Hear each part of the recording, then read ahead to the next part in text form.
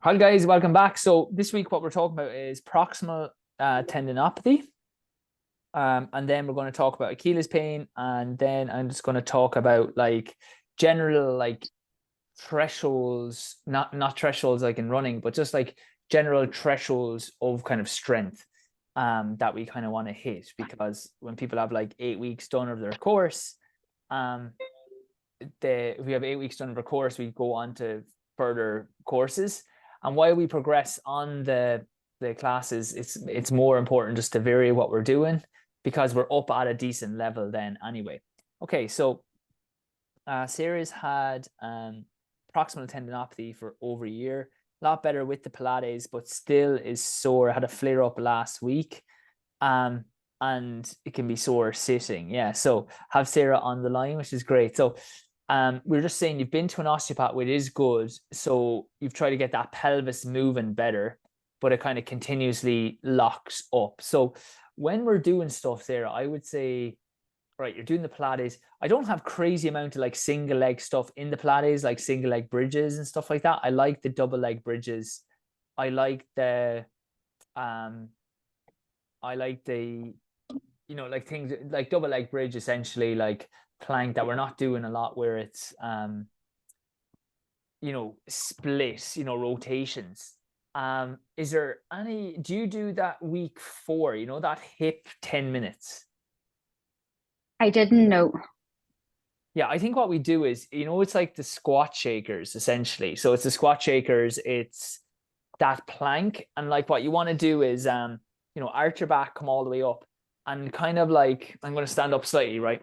Like push your hands nearly in. Like you don't have to do this, you can practice if you want. As I draw my belly button in, I just push out gently to the side. So that's the type of action I'm trying to do. I'm going to mute you, Larry. There's a 10-minute, if you just in the group ask for that, like, oh, can I have the 10-minute mobility, the 10-minute hip mobility, or no, 10-minute hip add-on, it's called. I think it's generally like the the Pilates flow that we do with the squat shakers and stuff like that. It's just like a 10-minute version of that. I would do that each week for you. Okay. Okay, other things, right? So proximal hamstring tendinopathy is very awkward. So I would try that and see, because as you said, if it's the pelvis that's not really rotating, if you're going to your osteopath, let's see if we do that plus that 10 minutes, maybe two to three times a week, maybe 2 times a week with the Pilates that we're doing once a week, how that calms down. I see, does it calm down then?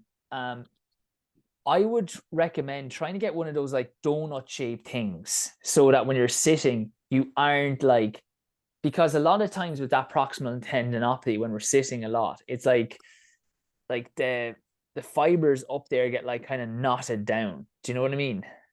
Yeah. Because we're sitting. So if you have something like, say right on the sit bone is where that tendinopathy, the tendon is.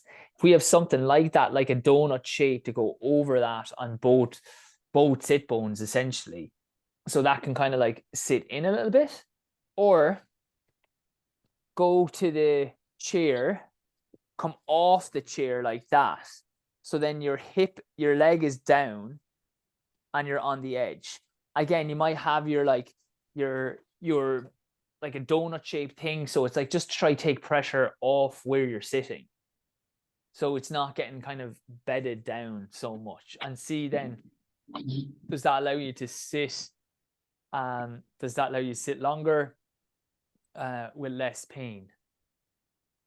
Right. Okay. I'll try that. Yeah, okay. So I would do the 10-minute, like it's going to be a lot of squat shakers, even though it's not going to target the hamstring initially.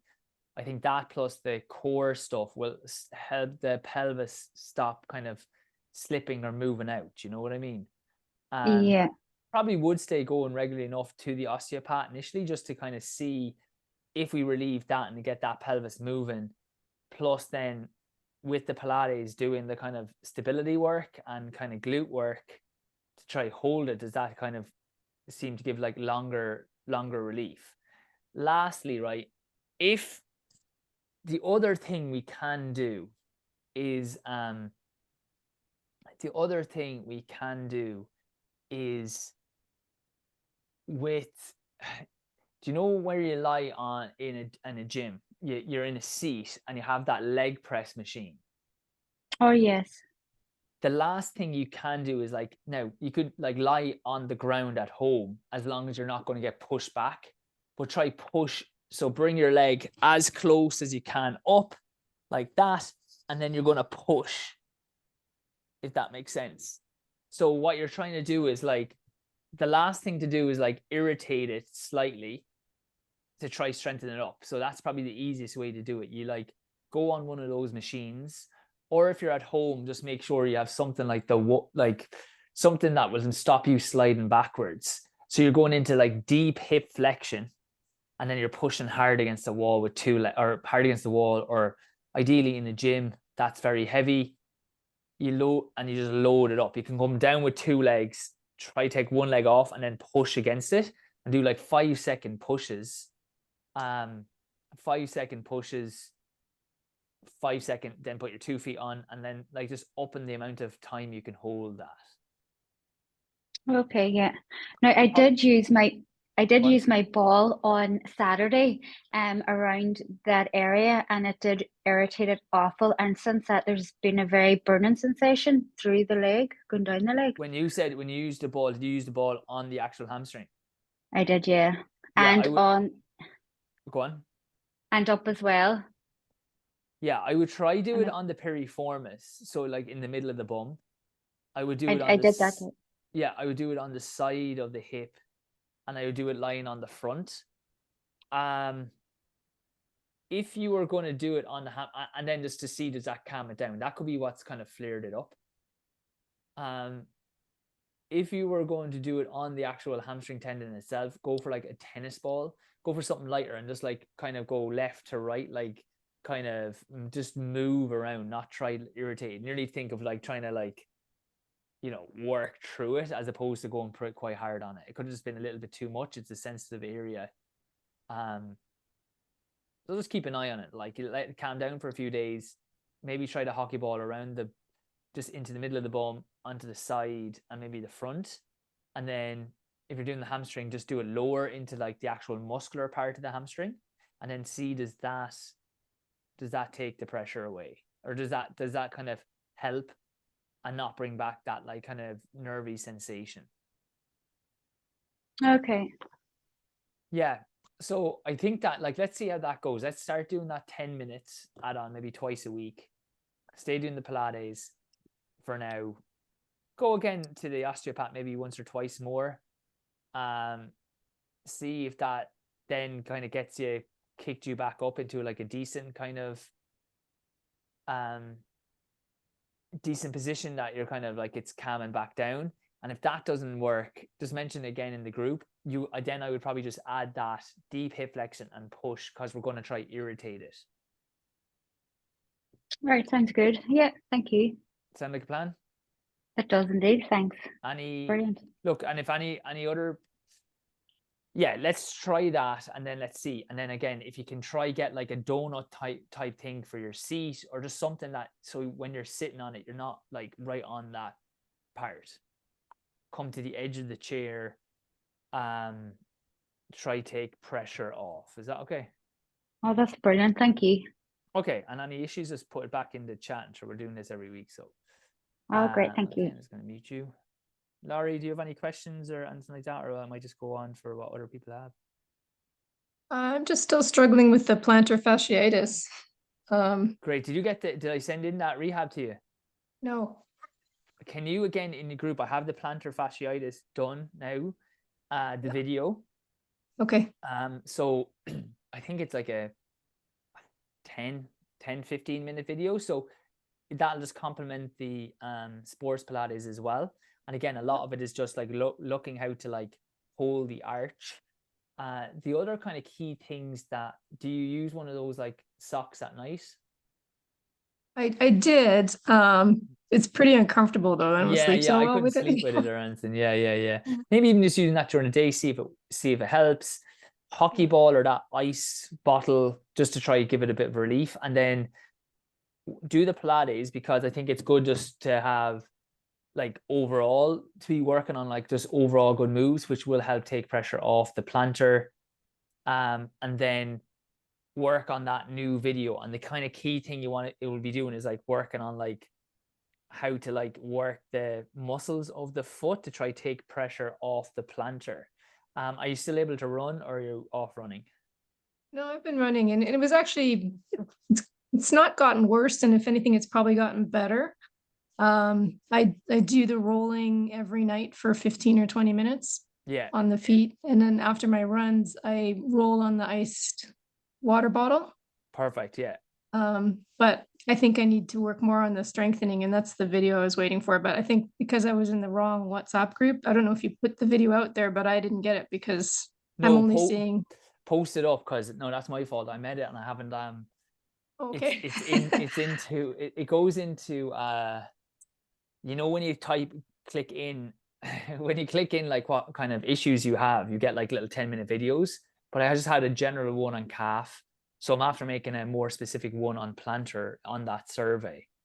Okay. Do you mind So resending the survey to me? Because I've been around since January, but the problem is some of them, the older ones, like I still have some of the hip stuff. I'd love to get back to it, but I don't even know if I have access to them anymore. oh, you So I definitely don't know have if I, access. Yeah, oh, exactly. do I? Even just Okay. post up into the group. Yeah. Because I'll get Fatima onto it as well. That will just I might just even put up I might actually just even send out a blanket email to everyone doing it this week, because it is just nice to have those like Okay. additional resources or something. I'll just have like calf, hamstring, hip, plantar. I think Okay. shoulder. I sent you and Fatima an email today just because. Brilliant. Okay, I don't check those emails, so she'll get onto me soon. That's ideal. We'll send that through then. Okay, thank you. Yeah, I would just do that. Maybe like twice a week, do the thing. Is it under 3 out of 10 pain when you're running? Yeah, in fact, I don't really notice it when I'm running so much. It's Brilliant. afterwards. It's maybe sometimes it's a little bit afterwards, sometimes it's later that night, occasionally it's the next day, but it's usually not when I'm running. In fact, the more I'm running or walking around, the less it bothers me. It's when I Yeah, stop. usually it kind of warms up. That's okay. That's not too like then I would say it's to stay running, as long as it's not making you limp or it's not like super worse. And the thing with tendons and plantar is, even though it's like slow to turn, do you know what I mean? And it will be a weak area for you. But once let's add this strengthening in, just do it maybe once or twice a week. Just be maybe the first week do the plantar add-on, do the plantar add-on once in the week, and then see how it goes, and then maybe add it twice in the week. It's only 10 minutes, you know. I would just do it after. I'd probably just do it even before the roll. Just do before the ice rolling, so you can just roll your foot, then do your exercises. Okay. I know it's such an awkward thing, isn't it, just to get out for a freaking run. Yeah. The little things you have to do, Jesus. Yeah, so just stay doing the Pilates once a week, and then we'll add that plantar video in, and let's see how it goes. It's going to work on the strength, and again, look, it can be a long time. It can be, you know, it sounds like we're on the turn, which is good. Yeah. With I have some plantar compression socks. Would those be good to put on after a run? 100%. I have mine on now. Okay. Look at those bad boys. Oh, mine are just like ankles, so it hits just the plantar. It doesn't go all the way up the leg. Oh, I'd probably like, what I would get is get the longer ones as well. Okay. So I would probably put on the plantar fascia compression socks, and I would put compression socks on over that. Okay. I would definitely wear them for winter. like a week or two. Exactly. Yeah. Or not an hour or two. Yeah. Okay. Yeah. No, that sounds good. I'd say stay doing what you're doing then. The fact it's not getting worse, it's like a thing of you won't even notice it, and then just over time, hopefully it's like, okay, that's kind of calming back down. Yeah, I mean, I brought the mileage back up a bit because I brought my miles down considerably for a while. I was down at maybe 11 or 12 miles, and I've slowly brought it back up to about 17, 18. Yeah, exactly. And just play it by ear. As long as it's like it's not sore running, doesn't make you limp, and then the next day it's not like it's not worse, especially it's not over 3 out of 10 pain. If it's like staying the same, we can bring the mileage back up. Okay. Maybe just leave the mileage just for now, just to add those, you know, for a week or two, just to add the new, because, you know, we're adding a new stress to do that plantar video. Okay. I'll have a look straight away. Just send me a WhatsApp and I'll literally bang that into the group, maybe even tonight.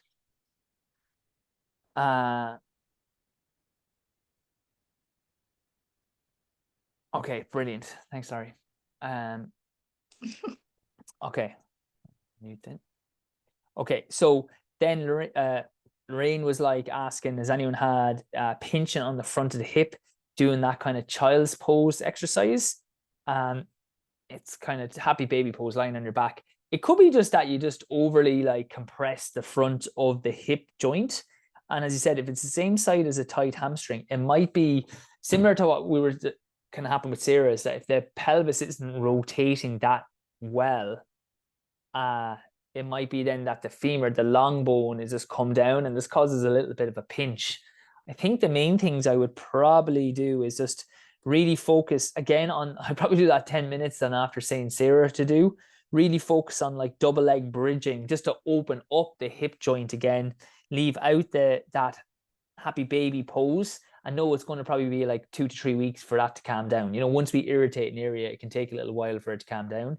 But Lorraine, I would do like bridging, a lot of bridging. I would do that 10-minute hip opener one just to, or the hip kind of rehab,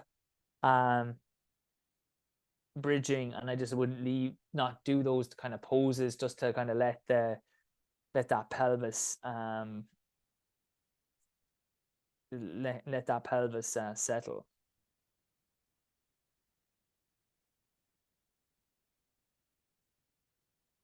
Okay.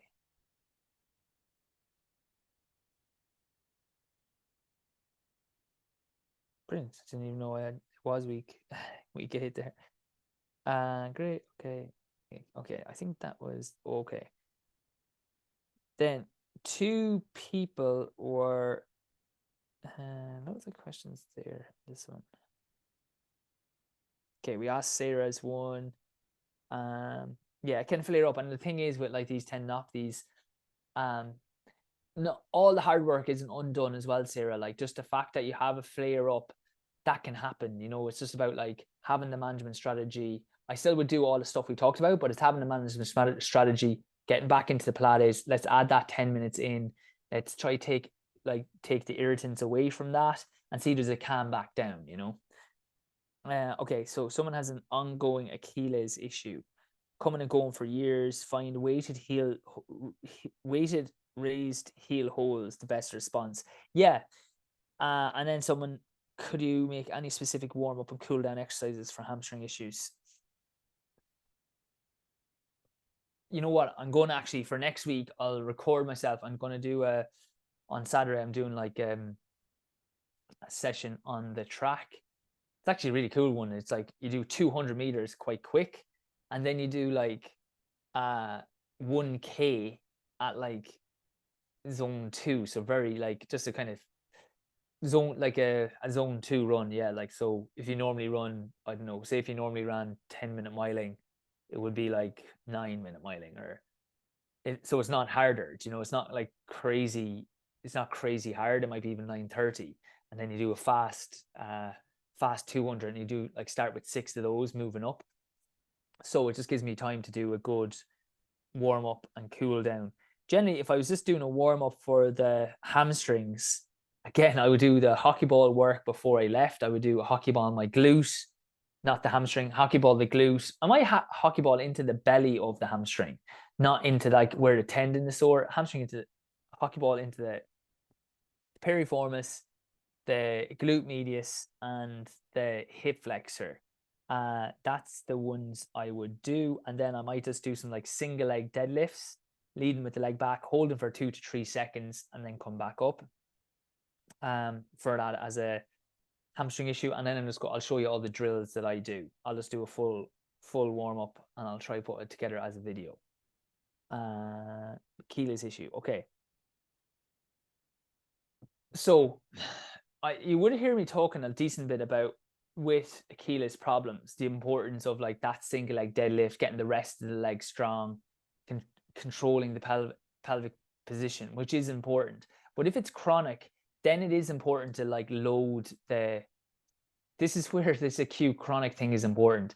It's important if it's a chronic issue to, once you've kind of worked on the stuff, and that's what I was talking about Sarah, it's like once we work on the other stuff, if that doesn't work, then we are going to have to like stress the tendon and put like an appropriate load through it. Okay, so Sean does one that is mentioning one that is quite good. It's like weighted raised heel. So you lift your heel up. You could be up against a weight or something hard, and you push. Usually it's isometric, and you're pushing hard for like say 10 seconds. That's putting a good tension through it. Other people like to do heel drops, heel raises. As long as that's, and we can do that like 3 by 10. I wouldn't rest at the very bottom. It can cause that compression of it. You just want to go up and down nice and slowly, not like really hanging at the bottom. See, for some people with especially what we call insertional Achilles tendonitis, so at the very bottom, I wonder, I'll just very quickly exit out of all these tabs that they always leave on. And then just grab up a picture of this so we all know what we're talking about.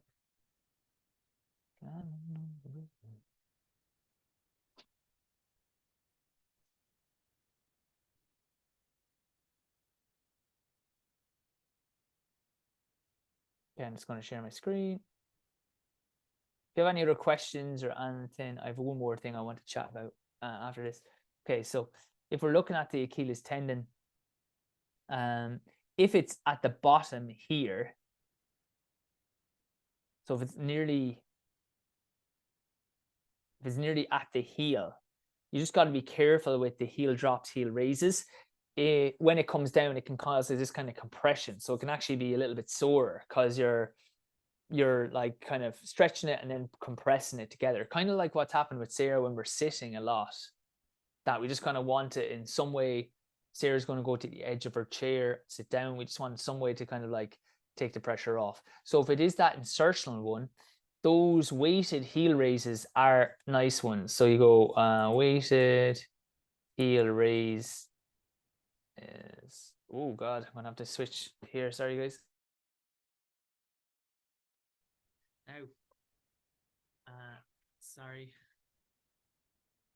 And he went, so let me see. So you go up, usually you'd have something that you're pushing and you just hold up. So you hold it into that position. I usually push up something that won't move and then hold it for as hard as I can.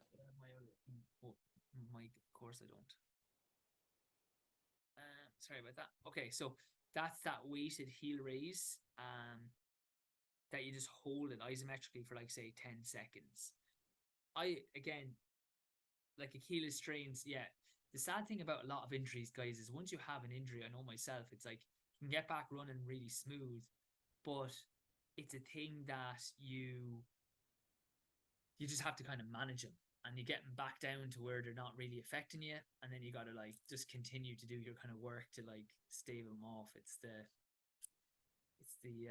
sad thing. Once something kind of changes, it's very hard for it to become like, I have a hip thing and it's like fine, I don't even feel it, but I know if my left or right hip is going to get sore, it's my right hip that will get like a little bit irritated. But then it's just having that management strategy to put it under control. So I think again, I would just stay obviously doing your calf and the Achilles 10-minute rehab.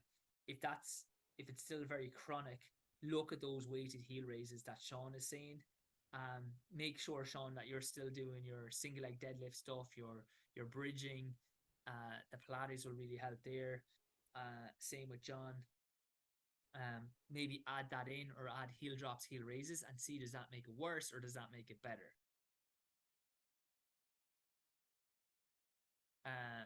Perfect. Okay.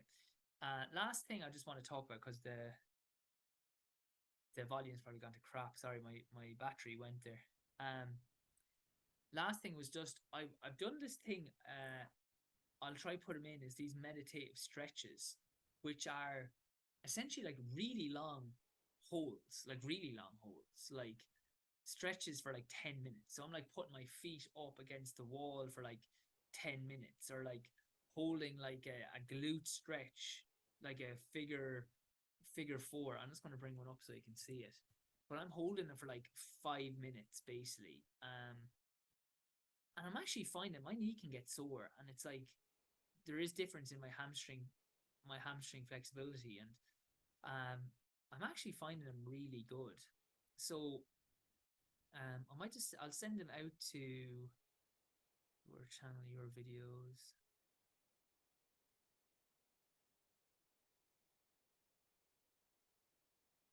Yeah, so like I'll show you one here, but really like they're easy to do once you have the concept that you're just going to try hold something. Because what you'll find is that like that's just me messing.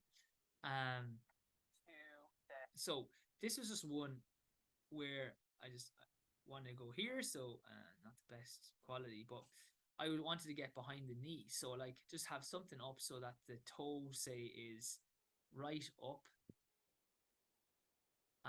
Nice stretch, and then I was just like pushing back through my hip. But you'll see, right, once I'm on it, it's just a case of like holding that stretch. I'm holding that stretch for nearly 5 minutes.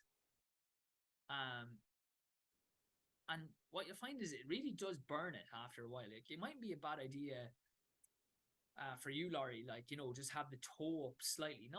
Don't put it on like a really big stretch, but just, that's all Rocky's, the dog's going nuts now. Just enough, and just find after like a few minutes. So, you know, if your toes are up against the wall, rather than holding for 30 seconds or a minute, like literally hold it for 5 minutes and then switch to the other side. You'll find after about 2 to 3 minutes,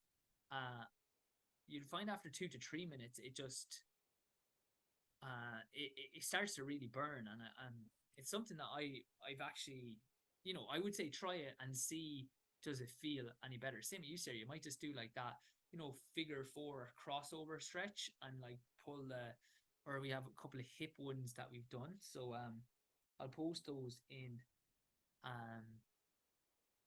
but just if you have any normal stretch, but just rather than holding it for 30 seconds, like literally hold this. I've been doing a hip flexor stretch one and they're fantastic. Yeah, brilliant. Yeah, I'll try that for the plantar too. Yeah, exactly. Yeah. Yeah, it's only one I've recently done, and it's not something, you know, it was a nice thing to do, and it is that relaxation. It was, again, Sean Delaney was guy who said he just did like stretching and meditation before bed, and he found it fantastic. So yeah, I think it's a good one to add in, just long stretches. And I would, Laurie, I'll just like pulling the toes back or put a stretch on the toe. You know, your classic like toes up, bend the knee in towards the wall, and just hold that like up against the wall, and just trying to breathe and relax as much as possible.